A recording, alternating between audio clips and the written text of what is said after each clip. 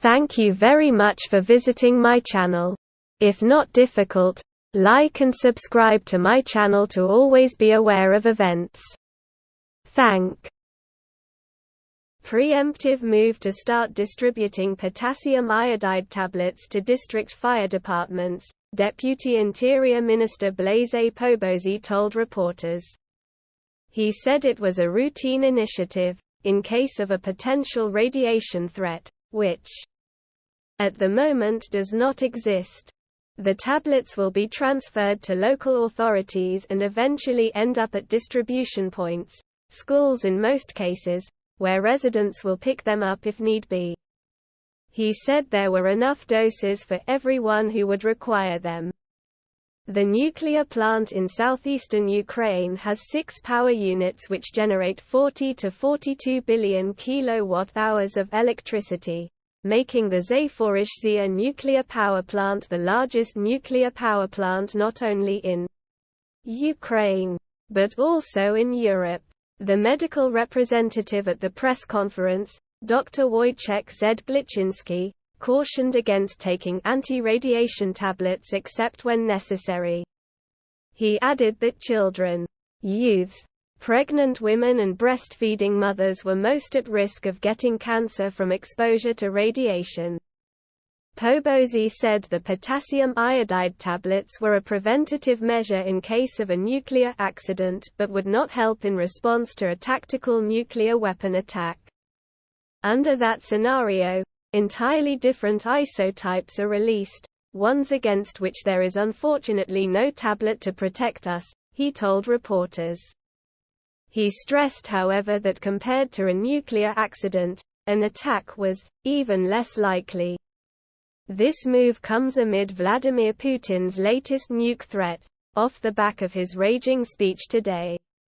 After announcing he has annexed 4 Ukrainian regions to Russia in a blistering Kremlin speech, he then vowed to smash the West and liberate the world, raising fears he is gearing up to deploy Moscow's huge nuclear arsenal.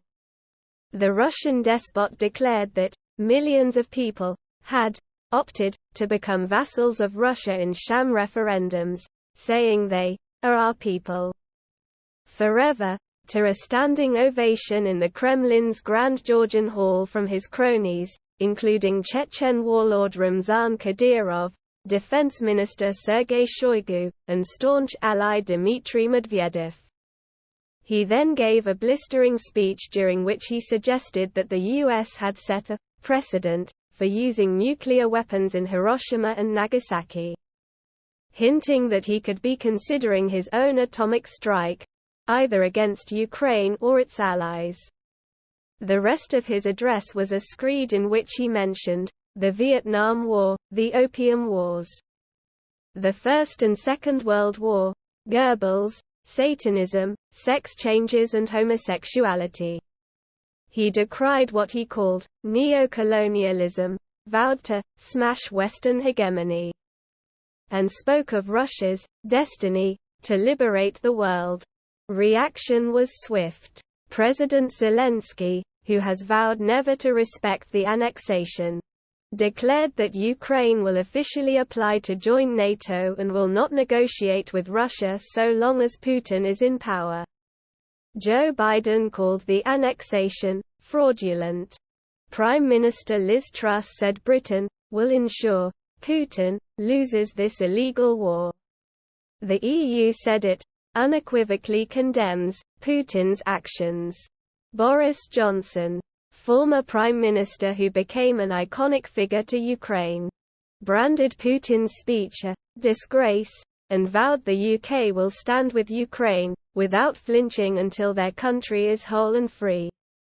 Putin's promise to protect his new territories will be put to an almost immediate test as thousands of Russian troops are currently thought to be encircled in Lyman, in the Donetsk region, with the city on the verge of falling and the troops either being captured or killed in the process, possibly within the next few hours. If you liked the video, please like and subscribe to my channel to stay up to date. Peace for everyone. If you liked the video, please like and subscribe to my channel to stay up to date. Peace for everyone. Polish officials have started handing out anti-radiation tablets nationwide, as fears grow of nuclear exposure triggered by the war in neighboring Ukraine. Fire departments have been handed the tablets as a response to the current fighting around Ukraine's Zaporizhzhia nuclear power plant, Europe's largest, which has raised fears of a nuclear disaster. Officials describe the move as a preventative and preemptive measure. We decided on a preventative